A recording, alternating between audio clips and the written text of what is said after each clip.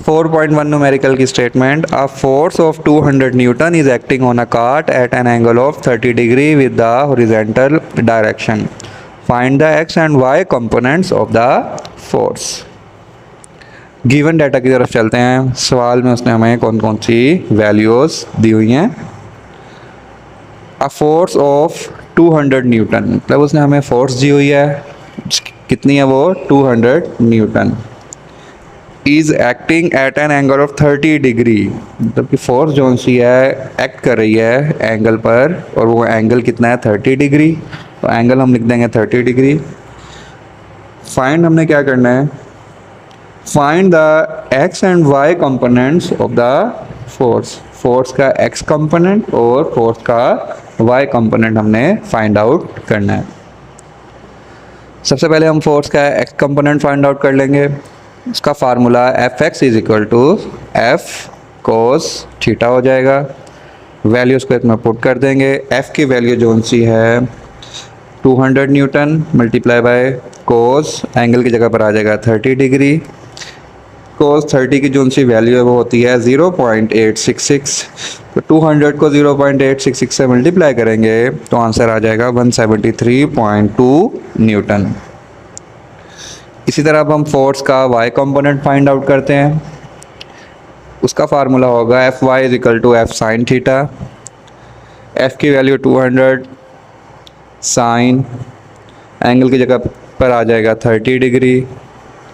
200 वैसे का वैसे ही, साइन 30 की वैल्यू होती है 1/2। 200 को 2 पर डिवाइड कर देंगे तो हमारा आंसर आ जाएगा 100। तो फोर्स का वाई कंपोनेंट आ गया 100 और न्यूटन इसका यूनिट आ गया। 4.2 न्यूमेरिकल की statement, a force of 300 Newton is applied perpendicularly at the knob of a door to open it as shown in the given figure. If the knob is 1.2 meter away from the hinge, what is the torque applied? Is it positive or negative torque? Given data की तरफ चलते हैं। एक दरवाज़ा, उसके knob पर force apply हो रही है 300 न्यूटन। तो गिवन डाटा में फोर्स आ गई 300 न्यूटन। अब जो सी नोब है वो हिंज से 1.2 मीटर अवे है। अब देखें एक्सिस ऑफ रोटेशन से लेकर लाइन ऑफ एक्शन तक का जो डिस्टेंस है वो उसने दिया हुआ है 1.2 मीटर, जो कि क्या कहलाता है, मोमेंट आर्म। और मोमेंट आर्म को हम जाहिर करते हैं एल से।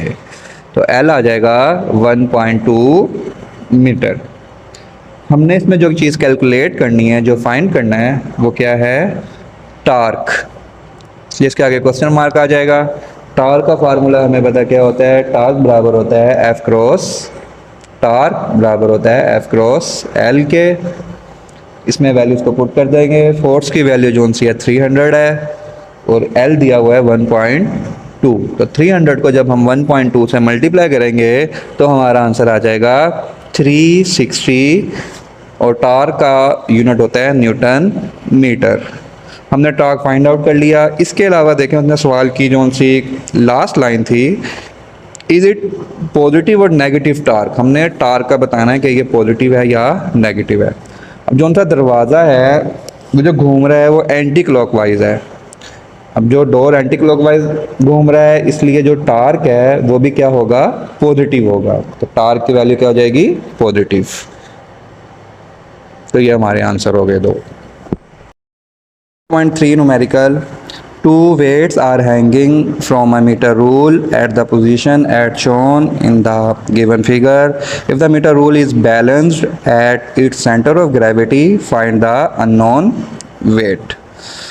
अब डायग्राम में आपको नज़र आ रहा है कि एक मीटर रूल है, उसको उसके सेंटर ऑफ ग्रेविटी पर बैलेंस किया गया है। तो सबसे पहले हम सेंटर ऑफ ग्रेविटी की लेफ़्ट साइड पर चलते हैं कि लेफ़्ट साइड पर उसने हमें कौन कौन सी चीज़ें प्रोवाइड की हुई हैं। अब आप लेफ़्ट साइड पे देखेंगे तो सबसे पहले आपको 40 सेंटीमीटर नज़र आ रहा है, जो कि ऊपर लिखा हुआ है।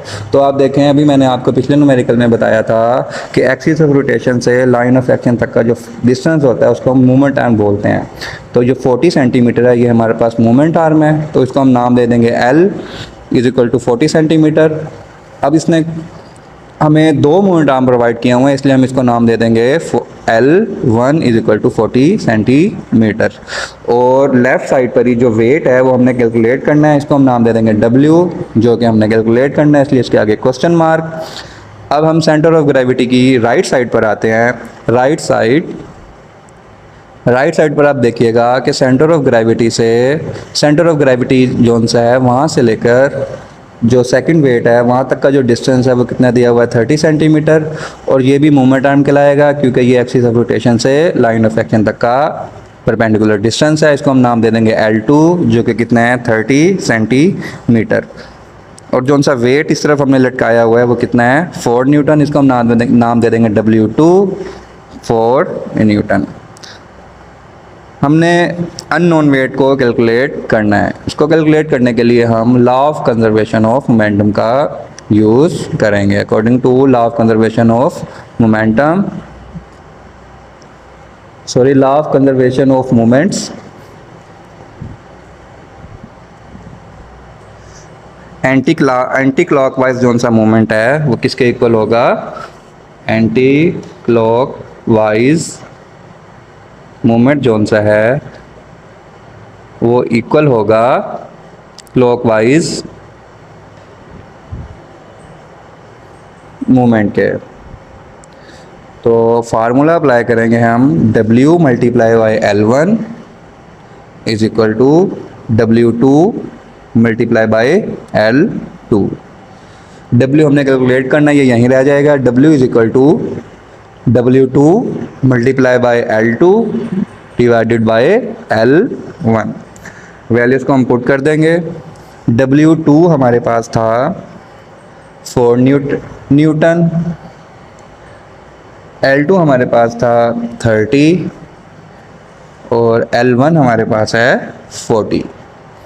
तो 0 0 से कट गया, 4 4 से कट गया, तो खाली 3 बच गया। हमने वेट कैलकुलेट किया और वेट का यूनिट क्या होता है, Newton. 4.4 numerical. A seesaw is balanced with two children sitting near either end. Child A weigh 30 kilogram and sit 2 meter away from the pivot, while child B weigh 40 kilogram and sits 1.5 meter from the pivot. Calculate the total moment on each side and determine if the seesaw is in equilibrium.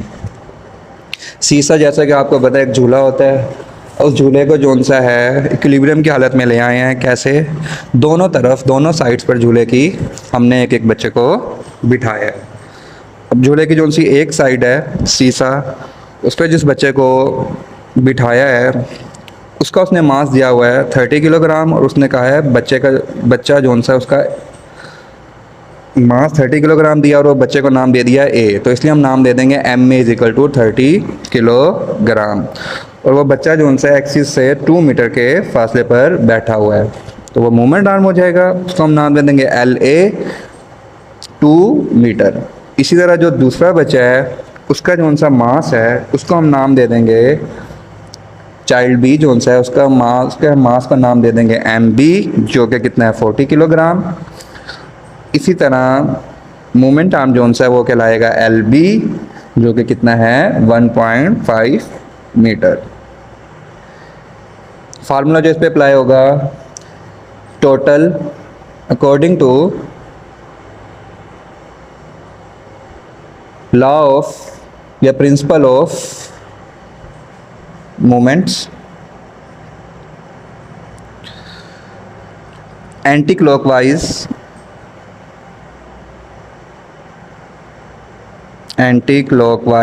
Moment जोन सा है, anticlockwise moment equal होगा clockwise moment के।